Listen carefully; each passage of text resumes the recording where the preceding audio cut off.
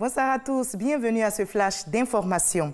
Il continue de pleuvoir sur Abidjan et des localités de l'intérieur du pays. Pour éviter les drames, le gouvernement multiplie les alertes. Les populations sont invitées à adopter de bons comportements en cette saison pluvieuse. Il s'agit d'adopter 6 règles d'or. Entre autres, éviter les zones inondées, se munir d'un kit de survie. On en sait plus avec notre reporter Serge Kouléa.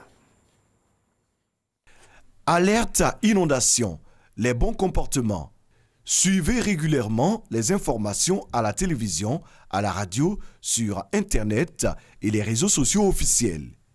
Évitez de vous déplacer ou de traverser une zone inondée à pied ou en voiture. Éloignez-vous des eaux de ruissellement et des caniveaux. Installez-vous en hauteur, à l'abri dans un bâtiment. Coupez l'électricité et le gaz. Mettez les produits d'entretien et produits chimiques en hauteur. Assurez-vous que les enfants en bas âge sont à portée de vue d'un adulte. Ne laissez pas les enfants jouer dans les eaux de ruissellement. Souciez-vous des personnes proches, signalez votre départ, destination et arrivée à vos proches. Ayez une torche avec des piles chargées. Ayez un téléphone fonctionnel avec les numéros d'urgence enregistrés.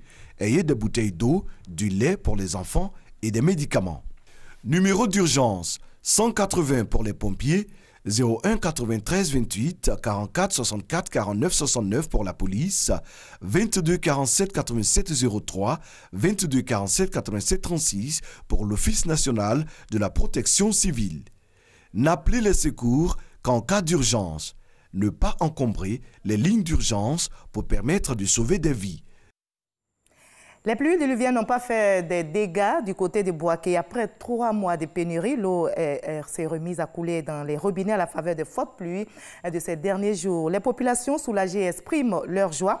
Les raccordements des forages au réseau de la SODECI, Société publique de distribution d'eau en Côte d'Ivoire, entrepris par le gouvernement ivoirien, permettront de donner de l'eau potable à toute la ville de Bouaké. L'eau est source de vie. Le gouvernement s'active donc pour éviter les drames en cette saison pluvieuse. Parmi les actions entreprises, la traque aux constructions anarchiques. C'est d'ailleurs le sujet que vous propose le service aux sociétés Grandes Enquêtes de la rédaction de RTI 1 dans l'édition de 20h. Mais quelle solution au problème d'effondrement d'immeubles? Quelles sont les conditions pour obtenir un permis de construire? Que fait l'État pour empêcher ces constructions anarchiques? Vous aurez les éléments de réponse dans notre édition de ce soir. Graines de l'avenir, c'est le nom d'un programme fruit de la coopération sino-ivoirienne. L'objectif est de former des jeunes passionnés de technologie et de l'information et de la communication. Le programme est à sa 2e édition. Il a été lancé ce vendredi à la primature. C'était en présence du ministre Bruno Konenabagné. L'actualité sportive est bien sûr dominée par le mondial 2018 qui se poursuit en Russie. Ce vendredi, le Nigeria a remporté son match contre l'équipe d'Islande sur le score de 2-1. Pour le compte du groupe E, le Nigeria se relance ainsi pour la qualification en 8e de finale. Le Brésil s'est imposé sur le fil face au Costa Rica sur le score de 2-0. L'autre match de cette journée se jouera entre la Suisse et la Serbie. En Mauritanie, le gouvernement a décidé dernièrement de suspendre le service Internet pour éviter les cas de tricherie durant les épreuves de baccalauréat de 8h à 18h30 exactement. Une mesure qui passe mal d'ailleurs chez les usagers du net. Le gouvernement mauritanien annonce que l'Internet sera coupé à nouveau à partir du 15 juillet prochain à l'occasion de la session complémentaire du baccalauréat. De l'autre côté du globe, en Turquie, plus de 56 millions d'électeurs se préparent à se rendre dans les urnes dimanche prochain pour élire leur futur président et leurs députés. Le président turc Recep Tayyip Erdogan, au pouvoir depuis 15 ans, brigue un nouveau mandat.